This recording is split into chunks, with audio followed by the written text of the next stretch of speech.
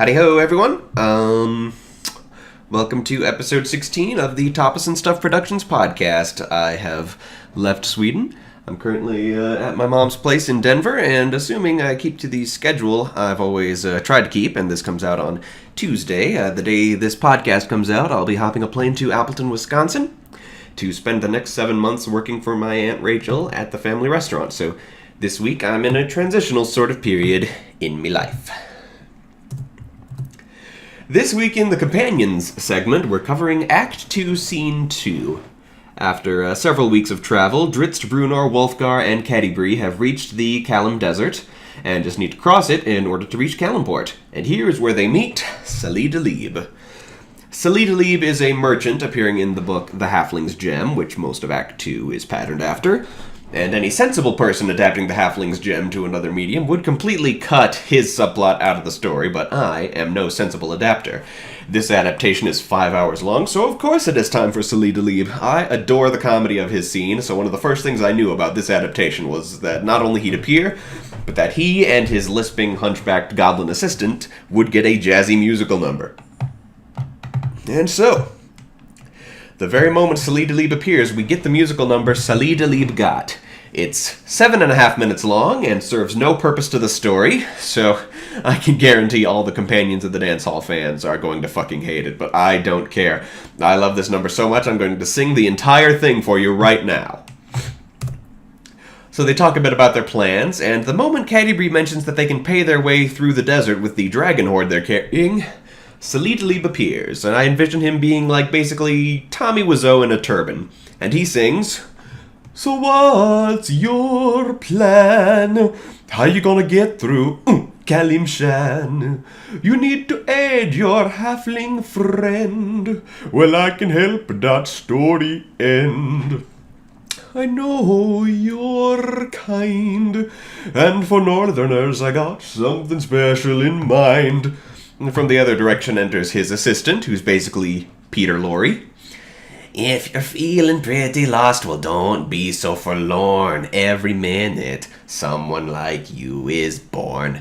Take a look around and feast your eyes. There's a whole bunch of places you can buy supplies. But don't be suckered in by them. Don't be such a dweeb. The one you're looking for is my master, Sali Dalib. Sali Dalib got what you want. I'm a trustworthy sort, and I'ma get you to Kalimport. The bestest roads to the west and not to the east, and for that you'll need a most exotic beast." A silence hangs over them all, and Brunor's about to ask just what sort of beast, but he's interrupted. "Sali Dalib got what you want. Camels, desert ships, don't mind the sneer on their sexy lips. Much better in the desert than a horse. Got a whole bunch of them right here, of course." Community theater, ladies and gentlemen. They carry water for themselves, it's true. Just stick a tap in their side and you can have some too. Their cloven hooves give an excellent massage. And they blend into the desert with their camouflage. Oh, they'll carry your heavy load on the westest route. That's the bestest road. They absolutely don't have lice, and they're 500 golds or no dice. Brunor reluctantly gives him a sack of money. Sali Dalib got what you want. Don't leave already, please. You need a couple more necessities. I'd hate to see you walk away and die before your day. You need rags for your skin so it doesn't get dry. They're designer and the price is arbitrarily high. Here's some cans of camel food for a traveling dude, and a partition for when you're breakdancing nude. Sunscreen here, take 500 tubes, and sensitivity cream. That chainmail can really shave your boobs. Vitamin D, cause that's something you'll certainly lack. And this thing I pulled out of your pocket, you're gonna wanna buy that back. If you come across some chickens, here's some chicken feed, and of course, a thneed. Everybody needs a thneed. This is totally the 1972 model, not the other one. Just saying. Moving on. Absolute necessities, like some Venezuelan beaver cheese. Magnets for your fridge. The deed to a local bridge. An MLPT you can't get at the mall. A highly collectible Moana doll. Sali, Dalib got what you want. You wanna save that little toad? Take the westest route, that's the bestest road. Watch the sun and the stars and follow your nose. But beware of most ferocious banditos. That's just sort of a quirk of my writing. There are never bandits, there are only banditos. I don't know why. It's funny, I guess. But Cadbury questions this lyric, and Sali Dalib confirms. Excuse me a moment. Okay. Sali Dalib confirms. Indeed, banditos stalk these trails. They steal magic stuff and then they make big sales. They've probably already filled the presents of all the magic stuff you got round your belt. Ooh.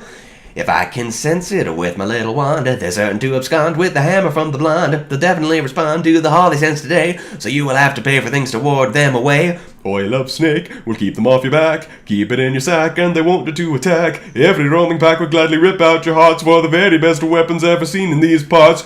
So watch your step, 'cause they're waiting out there poised and prepped. You'd be the best prize they'll ever see, but don't worry, it's not like I paid them to bring your stuff back to me. Hey, Sali Dalib got what you want.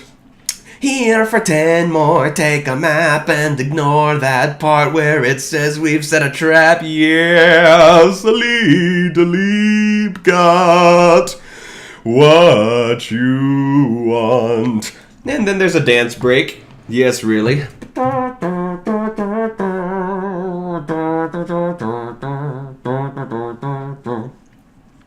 The proper preparation is very important. Even with your magic stuff, the wilderness is potent. But I'm the man to free you from your retail torment. I'm so much more than just a big-lipped alligator moment. Scat battle, flip, flop, flimp, flomp, flump, a flick-a-gig-a-hoo. Zippy, zap, zoom, zomp, zomp, a boogie shoe. Ooba-dooba, shooba-dooba-wooba-dooba-woo-woo. Zigzag, yum, yum, tack. Hamina baby, see me a bum, hamina baby, see me a bum, ladies, you like what you see me in the back. Bow, chicka, bow, wow, mow, mow, mow. Chicka, chicka, choo, wop, whippity, pow. Skilly, dilly, dilly, dilly, dilly, dilly, dilly, dilly, dilly, dilly, dilly, dilly, dilly, dilly, dilly, Sali Dalib got what you want. Don't waste time, 'cause life is short. We're gonna get you to Kalimport. The westest route, that's the bestest road. The westest route, that's the bestest road.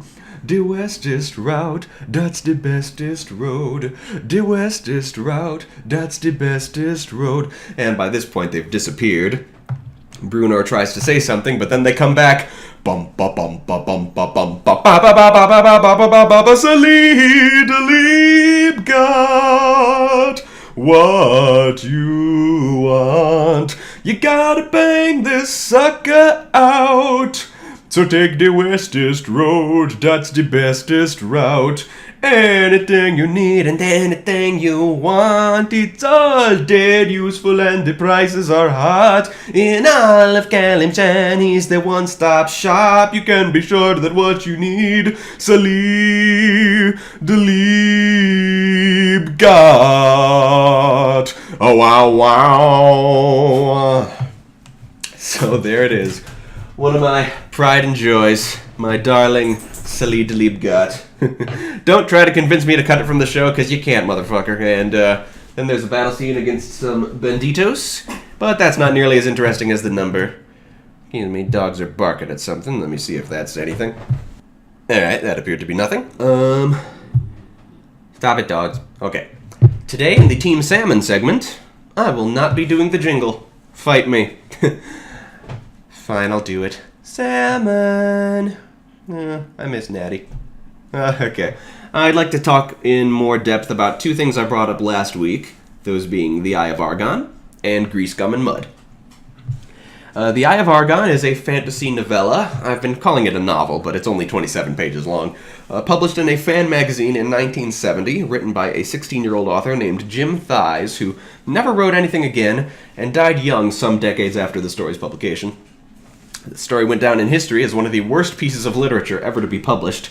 I've read it, and can confirm it's so bad, it's incredibly difficult to stomach more than a single sentence of it, because every single sentence is so loaded with spelling and grammatical errors and really bizarre choices of $10 words.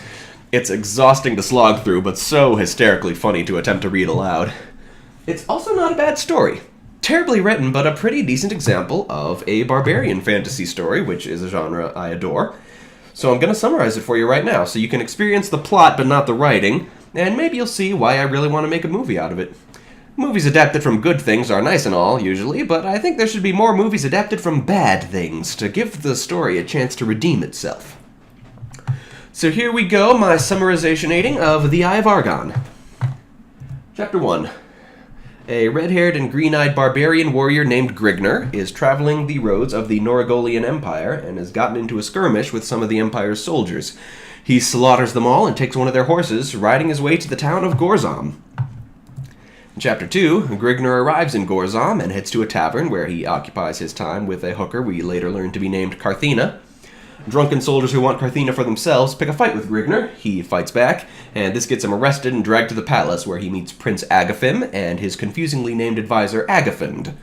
Grigner insults the prince right to his face, which gets him thrown in a dungeon. A lot of fans like to believe that Grigner kills Agafind in this scene, and he inexplicably comes back alive later, but obviously Agafind doesn't die in this scene. He appears again later. Give the book some credit, people. Obviously, you just assumed he died when Grigner stabbed him. In Chapter 3, Grigner awakens in Agafim's dungeons and stews in his loneliness for a while. Then in Chapter 3.5, because this book I defended a moment ago is very stupid, Carthena finds herself a captive of Agafim's shamans who secretly worship Argon, a god depicted by a statue of a cyclops with a red emerald for the statue's eye. Yes, a red emerald. Let it go. In Chapter 4, Grigner loses track of time there in the lightless dungeon, and after a while he gets in a big fight with an oversized rat, killing it gruesomely. Chapter 5, the High Priest of Argon prepares to bring Carthena forward in sacrifice. He gropes her and she kicks him in the nuts, and he spends several paragraphs reacting to it. The other acolytes of Argon knock her out. Chapter 6, soldiers appear to bring Grigner to an even deeper dungeon, and he kills one with the sharpened pelvis of the rat, taking his axe to kill the other. Grigner sneaks his way through the palace, dodging traps and guards, and finds himself in the secret temple of Argon. Seeing Carthena in trouble, he attacks the priest, one of whom has an epileptic seizure and collapses at the very sight of Grigner before the battle even begins, and kills them all, taking the Eye of Argon and helping Carthena escape. As Grigner and Carthena continue on their way through the dungeon corridors, they talk about their lives. Yes, we finally get our very first pieces of information on our two main characters and the world they live in, about 3/4 of the way through the story, but I'm not complaining, that's the least of this book's problems. At the end of the chapter, the epileptic priest of Argon reappears and attacks Grigner with a scimitar. In Chapter 7, we get a brief flashback to when that shaman woke up and became filled with thoughts of revenge against Grigner, and there's a Chapter 7.5, the final chapter of the book, that returns to the present as Grigner fights the shaman and defeats him with one of the traps which he sprung and reset back in Chapter 6. Carthena leads the way to the exit of the dungeon, where the duo run into Agaphim and Agafind. Grigner bisects Agafim's head with his axe, and Carthena kills Agaphim with her torch. As the duo leave the catacombs and find themselves in sunlight, the Eye of Argon transforms into a leech-like monster which drains a shitload of blood from Grigner. And a lot of people think the book ends there, but there is in fact one last page that somehow got excluded from most printings, in which Grigner kills the monster, Carthena passes out, and Grigner steals 2 horses from Agaphim's stables and rides off toward the horizon. So yeah, I think an adaptation of The Eye of Argon would make for a very entertaining movie if we both play it straight and throw in some intentional comedy. So keep your eye out for that project. I think we can pull it off. I'm going to write a screenplay. The first draft will just be the book, beat for beat, and then after that I'll get a team together to sort of expand the plot since it's such a short book. I'm pretty sure there's no copyright on the book, since it's so easy to find a print of it and read the whole thing online for free, so making a movie adaptation of it would presumably be free as well, though I should probably look into that to be safe. Grease, Gum, and Mud. I really want to do Let's Plays, but I want to do gimmicks with them. You know, I don't think I could do a Let's Play without a gimmick, as you may have noticed from my Let's Play with a full cast gimmick, which I do hope to return to next time I do a game, even if I won't finish it properly for Icewind Dale. The Grease, Gum, and Mud gimmick goes as follows. I play a video game or a series of video games, and then later dub in some commentary from 3 characters. These characters being, there's Grease, who's this very cynical guy who doesn't much care for video games. He provides most of the riffing. And there's Gum, the guy who does the actual gameplay. He's very into the games and quite knowledgeable. And finally there's Mud, who doesn't have much to say. He just enjoys hanging out. And these 3 guys, as Gum plays the game and the other 2 watch, they go through a storyline of their own over the course of the game or series. I know I want to do the entire Kingdom Hearts series, the entire God of War series. Been thinking that I might do Until Dawn as the first game the 3 of them play together, so I would have started it by now, but I haven't been able to figure out how to screen record. After many different patches to things that were going wrong, I ended up unable to record sound on the PS4, and I couldn't find a solution, but I'll figure it out at some point. I'll get some help with it. And then, Grease, Gum, and Mud will come to life. It's a passion project of mine. And finally, there will be no Droon or Keys and Kingdoms segment this week. I'm just not up for it. Now, what I'm going to do this week is 4 things. First, I'm going to put all the Droon books I brought to Sweden in the garage. And in packing for Wisconsin, I'm going to include all the Droon books I haven't read yet. Or maybe my entire collection, just to be safe. I think I can pack lightly enough for that to work. I'm also going to listen to the adaptation portion of all the previous Droon segments and create myself a document how exactly I would structure my Droon adaptation. I'll also listen to all the previous Keys and Kingdoms segments and create a list of what's been decided about the Keys and Kingdoms universe based on the films I've seen so far. And then, as soon as I can, maybe not right away, I will purchase the next 7 films on my list, thus making my collection complete through to the Silver Age, and preparing me for the next 5 weeks of the segment. So, that's it for me this week. Just 17 and a half minutes of podcast this week. I will see y'all when I am in Wisconsin. Laters.